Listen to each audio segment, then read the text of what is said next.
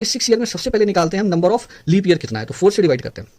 4 से अगर आप डिवाइड करोगे ना तो आपको पता चलेगा कि यहाँ पे जो है नंबर ऑफ लीप ईयर कितना आ रहा है, 11 आ रहा है। ठीक है, अगर आप 4 से जब डिवाइड करते हो कैलेंडर में तो हमेशा आपको क्वोशेंट रखना होता है, रिमाइंडर से कोई खास मतलब नहीं होता है। तो 4 से डिवाइड करा तो नंबर ऑफ लीप ईयर कितना आया है, 11 लीप ईयर आया है। ठीक है, तो जनरल ईयर कितना होगा, तो आसान है, 46 ईयर है उसमें से 11 को लेस कर देते हैं तो कितना आता है 35। इसका मतलब 35 जो है वो जनरल ईयर है। ठीक है, एक एक बात को आराम से समझते हुए जाना, मैं आराम से बता रहा हूँ, कहीं कोई प्रॉब्लम आपको नहीं होगा। जहां तक टाइम का है, टाइम अगर आप समझ जाते हो तो टाइम बिल्कुल भी नहीं लगेगा इसमें भी। देखो लीप ईयर इसको हम बदलते हैं नंबर ऑफ डेज के फॉर्म में, तो आप सबको पता होगा या मैंने बता भी रखा है, सारी बात मैंने पिछले वीडियो में बता रखा है, तभी मैं यहाँ पे तक पहुंचा हूँ। देखो एक लीप ईयर में नंबर ऑफ 2 ऑड डेज होता है, एक लीप ईयर में 2 ऑड डेज होता है, तो 11 इंटू 2 करेंगे, और जनरल ईयर में नंबर ऑफ ऑड डेज 1 होता है, इंटू 1 करेंगे, 22 और प्लस 35। ठीक है, टोटल करोगे ये आ जाएगा 57।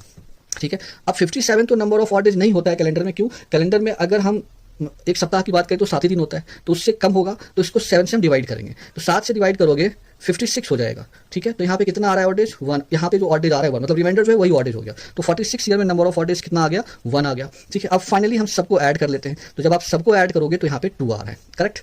अब आते हैं रनिंग ईयर पे। रनिंग ईयर मतलब मुझे 46 तक तो मैंने फाइंड कर लिया, अब मैं जनवरी से स्टार्ट करके 15 अगस्त तक जाऊंगा 47 में और टोटल नंबर ऑफ ऑडेज को फाइंड करूंगा। सबसे पहले जनवरी पे आते हैं।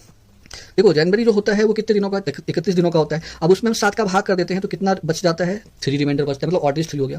फरवरी की बात करें तो ध्यान रखना 47 एक ऑर्डिनरी ईयर है, तो ऑर्डिनरी ईयर के हिसाब से तो फरवरी 28 दिन का होगा तो नंबर ऑफ ऑडेज 0 होगा। उसके बाद आता है मार्च, मार्च में होगा 3, फिर आता है अप्रैल, अप्रैल में हो जाएगा 2, फिर आता है मई, ठीक है, मई हो जाएगा 3, फिर जून, जून में अगर देखें तो हो जाएगा कितना 2, और जुलाई में कितना होगा, जुलाई में हो जाएगा 3, और अगस्त मुझे कहाँ तक जाना है, 15 अगस्त की बात कर रहा है ना, तो जब 15 अगस्त की बात कर रहा है तो हम 15 तक ही रहेंगे, 15 को 7 से डिवाइड करेंगे, रिमाइंडर आएगा 1, मतलब ऑडेज 1 आ रहा है। ठीक है, ये जो मैंने लिखा है सभी मंथ वाला जितना भी होता है डेज उसमें 7 से डिवाइड करके, अब सबको फाइनली ऐड करो, 3 3 6 2 8 3 11 2 13 3 16 और 1 17, ये आ रहा है 17। तो 17 को आप 7 से फर्दर डिवाइड कर दो, कैलेंडर में हमेशा 7 से ज्यादा हो 7 से भाग कर दो, तो कितना रिमाइंडर बच रहा है या फिर ऑड डेज, ये आ रहा है 3। ठीक है, और यहाँ पे कितना आया था 2, तो हम दोनों को जोड़ लेते हैं तो कितना आ रहा है 5। ठीक है, 5 आ गया टोटल। ठीक है, अब जब आप बेसिक्स से सॉल्व कर रहे हो तो ये ध्यान रखना है कि मंडे को हम लोग फर्स्ट कंसीडर करते हैं, पहला दिन, ट्यूसडे जो होता है वो दूसरा होता है, वेडनेसडे जो होता है वो तीसरा होता है, और थर्सडे जो होता है